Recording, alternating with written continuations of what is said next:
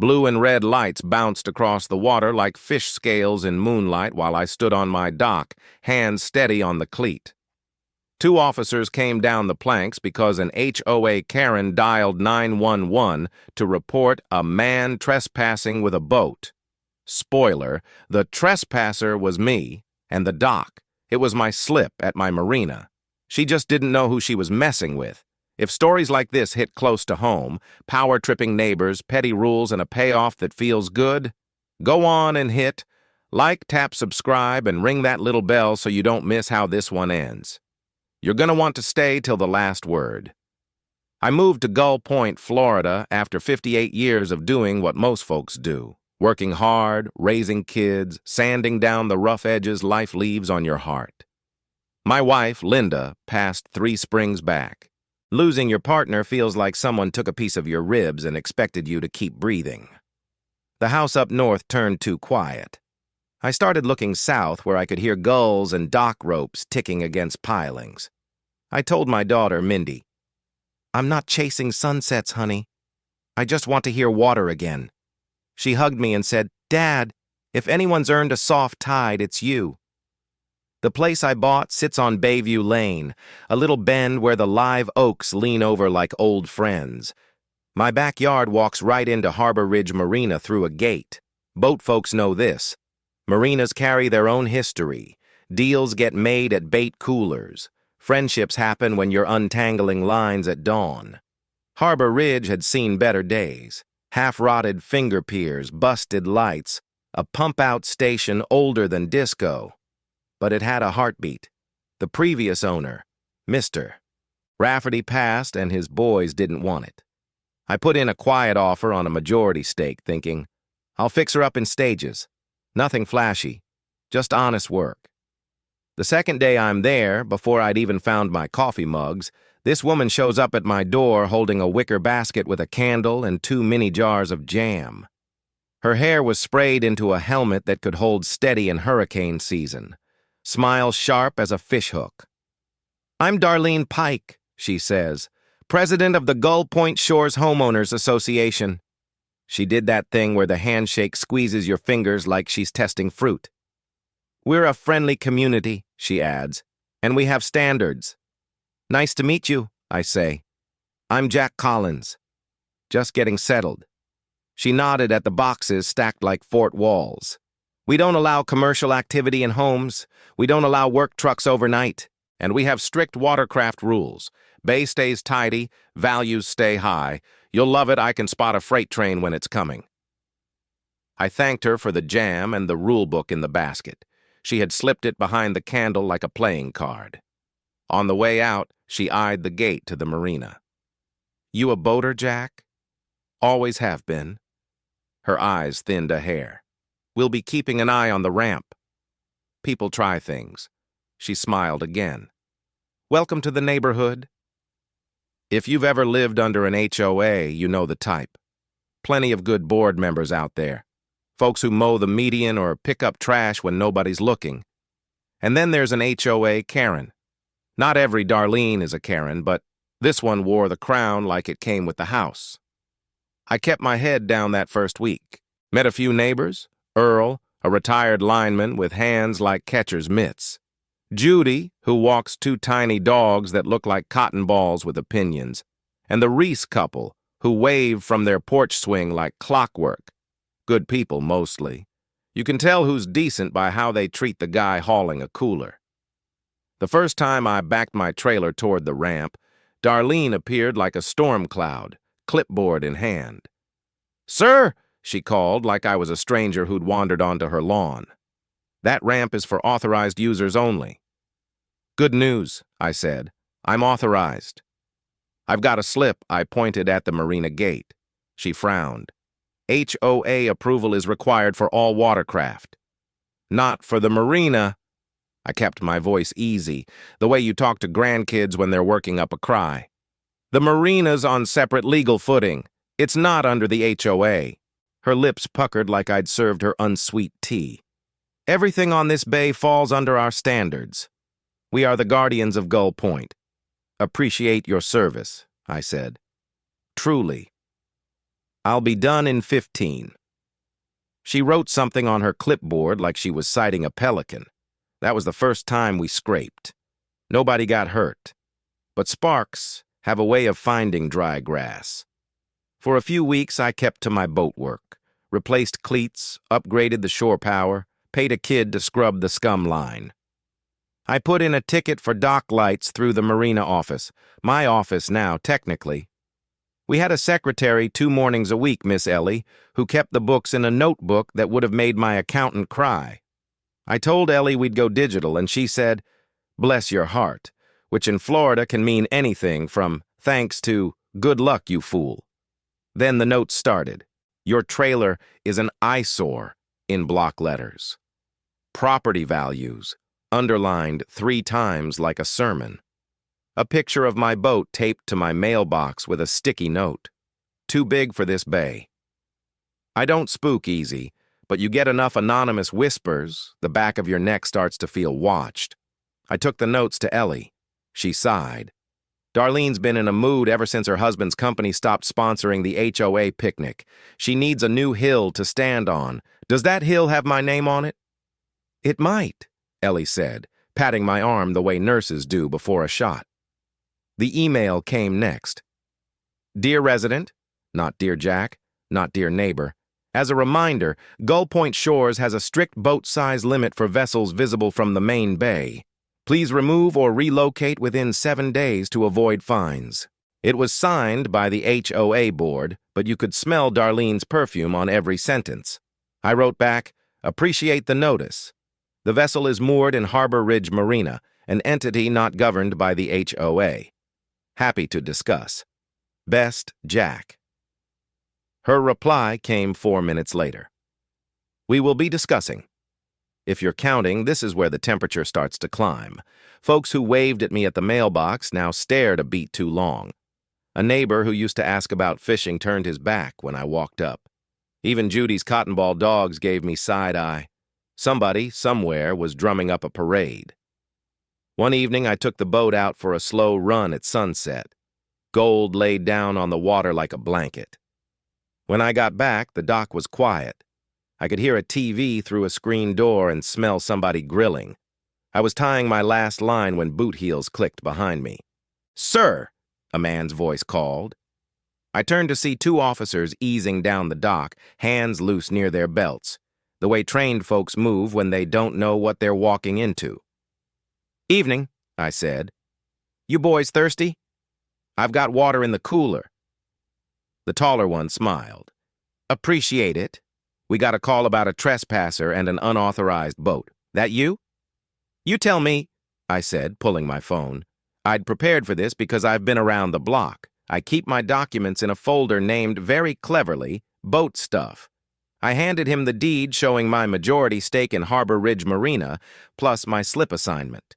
Officer Nguyen, badge caught the light, studied it. He glanced at his partner, who nodded like, "Yep, that looks real enough." "Mind if we talk to the complainant?" he said. "You'll want to meet Darlene," I said. They didn't ask how I knew. We all know how I knew. Darlene came down the ramp like she'd rehearsed it, high heels ticking on wood. "Officers," she chirped. "Thank heavens. This man has been ignoring our rules. He's lowering our property values and putting the whole bay at risk." "Ma'am," the tall officer said, "he's showing us documents that he's the majority owner of the marina. The slip is assigned to him." Darlene blinked fast, like her eyes were on a strobe. "The HOA governs the bay. He cannot just come and go like a pirate. Ma'am, calling 911 for a civil matter can be considered misuse of emergency services. We need to keep this line open for real emergencies. You understand?" For a second, I thought she'd apologize. Instead, she squared her shoulders. "I will not be intimidated." "Nobody's intimidating you," I said softly. "You don't have to like me. But you do have to stop making false reports." The officers gave me a nod that said, "We're good here." They left without tickets, which was the right call. But I could see Darlene's face harden into something you can't clean with a hose. The next HOA meeting landed on a Tuesday night in the clubhouse. I went because nothing gets better if you let someone else speak for you. The chairs squeaked when people shifted. There was a pot of coffee so old it tasted like it remembered World War II. I sat second row, middle. Darlene took the podium, clicked her remote, and the projector lit up. Title slide, The Boat Problem. Real big, bold letters. She'd taken photos of my boat from every angle, circled things that didn't need circling, and wrote captions like visible from street and unsafe lighting, with question marks that had more drama than a daytime soap. After 20 minutes of that, I raised my hand. "Mind if I show a slide?" I asked. Without waiting, I stood and connected my phone. Up popped a clean scan of the Marina deed. "Harbor Ridge Marina is a separately governed entity," I said. "It's not under HOA jurisdiction. In fact, it predates the HOA. I own the controlling stake. I'm bringing it up to code and investing my own money to make this bay safer and nicer." You could feel the air change. Some folks shifted like they'd been let out of a seatbelt.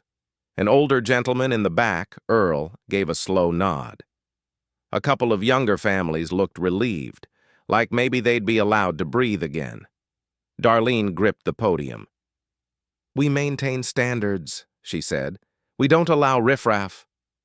"Who's riffraff?" I asked, calm as a pond. "Me? Earl? The fishing kids? That word has a smell to it." She flinched. "You'll regret this," she said, just loud enough for the first 2 rows. The days after the meeting felt like weather turning. A city inspector showed up about my walkway lights. He looked embarrassed. "I got an anonymous complaint," he said, squinting at my LED path markers like they might confess. "These are fine." He checked a box, apologized, and left.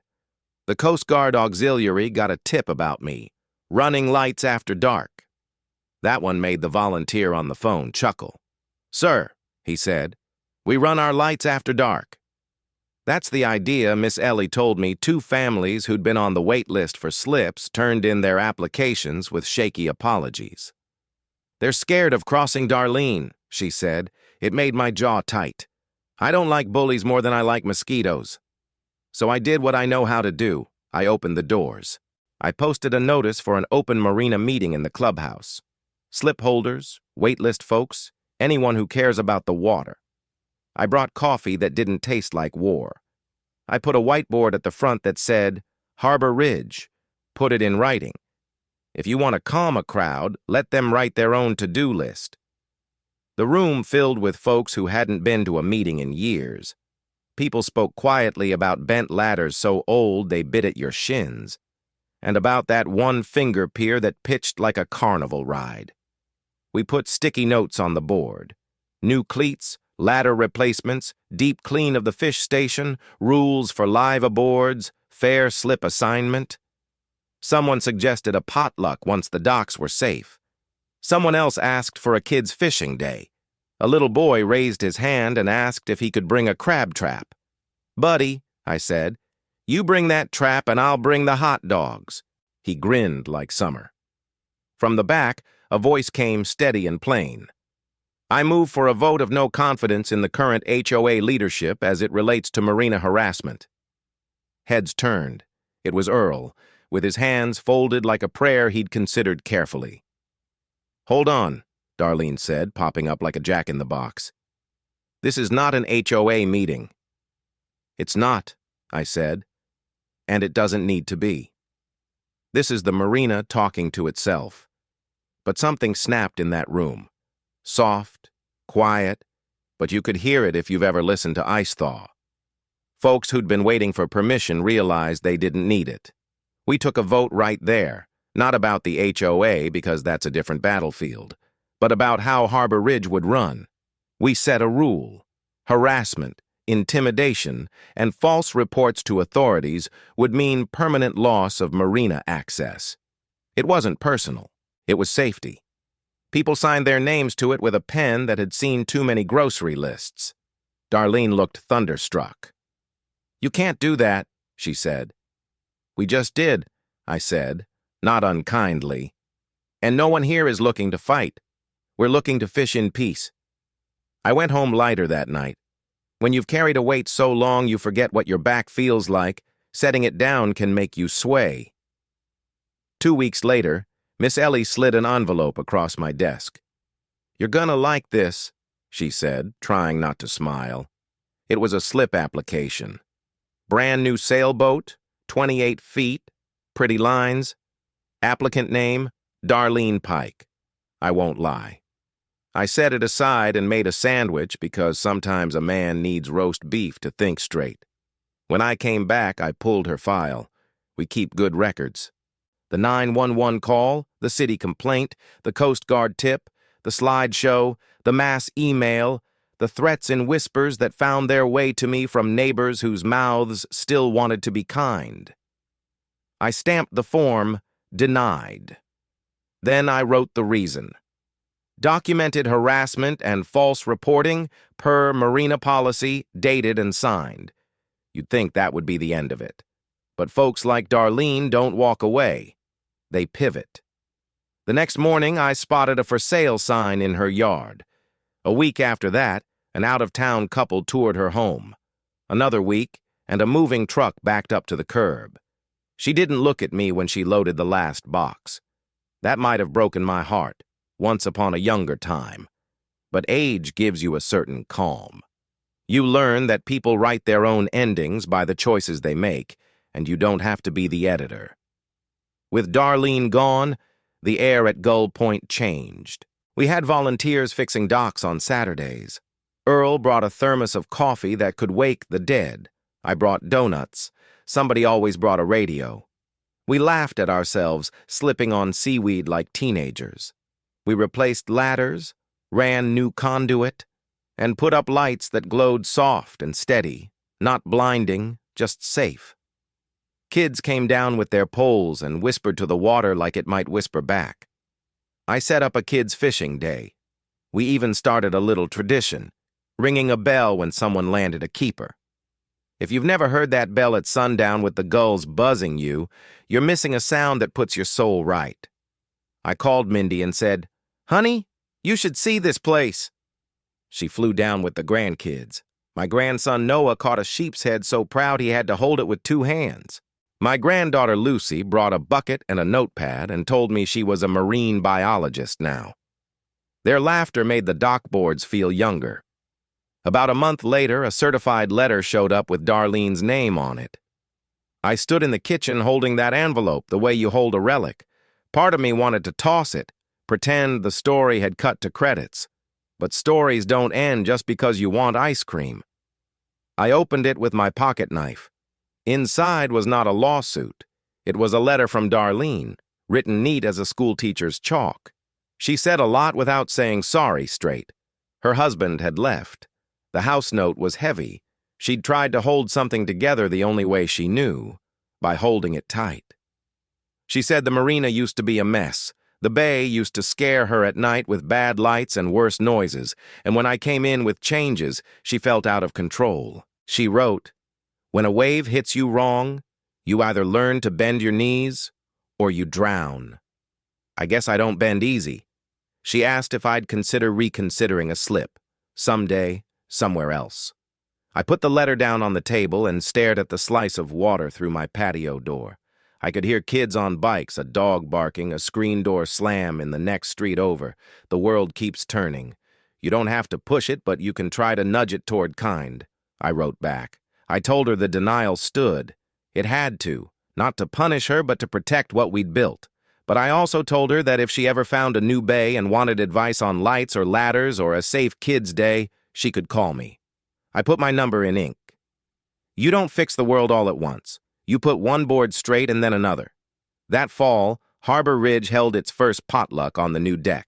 Long folding tables with crock pots and casserole pans, Jell-O salads that wobbled like a good hymn.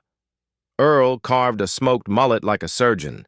Miss Ellie made a key lime pie that could make you weep if you weren't careful. A breeze pushed through the marsh grass and the sunset came on like somebody turned a dimmer switch. I made a little speech, which I'm not great at, but I said something true. This place belongs to the folks who love it. People clapped, not for me, but for the feeling. Then something small and astonishing happened. Judy's tiny cotton-ball dogs, the ones that had been giving me looks, settled on my sneakers like I was a pillow. Judy laughed so hard her glasses fogged up. "They're finally over themselves," she said. We rang the bell when someone landed a redfish. We told the same stories twice because the second time is when you hear the good parts. Someone put on a song that made the older couples stand and sway, their hands on each other's shoulders like they'd learned the steps together 50 years ago and never forgot. That's when you know you're home. When everybody's weight leans the same direction for a minute and the dock doesn't groan. A winter storm rolled through in January, nothing mean, just enough to slap the bay and make every rope sing. I stood at the door and watched rain run off the bow lines. The new lights held. The ladders stayed. The bell, tied with a heavier rope, didn't budge. That felt like a kind of blessing. A man came by in late February looking to lease a small bait shop corner we'd set aside near the gate.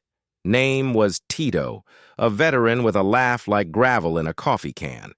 He said, "I've been pushed around by folks who like clipboards. I just want to sell ice and worms." I shook his hand and said, "Buddy, we got room for both." We signed a simple lease you could read without a law degree. By spring, we had a rhythm. Sunrise brought the retirees with their thermoses and stories about the one that got away in '84. Midday brought the teenagers throwing cast nets and pretending not to care if they caught something. Evenings brought families walking to touch the water like it might be holy. Every now and then, I'd see a car slow at the old spot where Darlene used to park. Sometimes I wondered if it was her. Sometimes I wondered if she'd found a place where she could bend her knees to the wave. Life is long and short at the same time. You learn to leave room for both truths. One Saturday near noon, Mindy called. "Dad," she said, "you sound good." I told her it wasn't me, not exactly. It was the bell and the kids and the smell of sunscreen and the way the dock didn't shake under our feet anymore. She laughed. "That's you," she said. "You just forgot you were allowed to be happy." I'm not a preacher. I don't have a moral to sell. But I can tell you this. You can stare down an HOA Karen without turning into one yourself. You can set rules without breaking people. You can keep a bay safe and still let kids run. And you can say no, firm, final, while still leaving a gate somewhere unlocked in case someone decides to come back better. Folks ask what I'd do different. Maybe I'd have put the deed on a big poster board at the first meeting, saved us all some runaround. Maybe I'd have brought a pie to Darlene's porch and asked what she was scared of instead of assuming it was just power. Fear wears funny hats. It can look like anger or control or rules about the color of your fence. Doesn't mean you let it steer the boat. It just means you recognize it when it shows up and you don't feed it. Late one evening in April, I heard a gentle knock at the gate. It was a woman about my age with a ball cap pulled down. She said, "I used to live here." I was not always kind. I didn't make her say her name. I just nodded and asked if she wanted to walk the dock. We walked in quiet. The lights cast halos on the water. At the end, she looked out at the channel and said, "It's pretty." I said, "It always was." She put something in my hand, a little seashell with a hole worn through, and said, "For the bell rope." Then she left. I threaded that shell onto the rope the next morning. It swings there now between the knot and the bell, and if you stand in the right spot at dusk, you can see it catch the last light like a tiny moon. I don't call that redemption or forgiveness or any big word. I call it proof that even the sharpest edges soften if the tide works on them long enough. So, if you're out there listening, dealing with your own HOA Karen, your own clipboard queen or king, hear me. Document everything, hold your line, and keep your kindness. Don't let someone else's storm decide your weather. And when the chance comes to build something, dock, rule, potluck, friendship, build it strong and simple, something even old bones can trust. That night with the sirens, when the officers came, I learned what I already knew. Papers matter, but people matter more. The law says what you can do. Your neighbors show you what you should do. You hold both in your hands like two sides of a rope and you pull steady. If you do it right, the dock doesn't move and neither do you. If this story hit a nerve or made you smile because you've survived your own neighborhood circus, tap like, hit subscribe, and ring the bell. We tell these stories to remind each other we're not alone on the dock. Stick around, the water's good, and the next tale is already tugging on the line.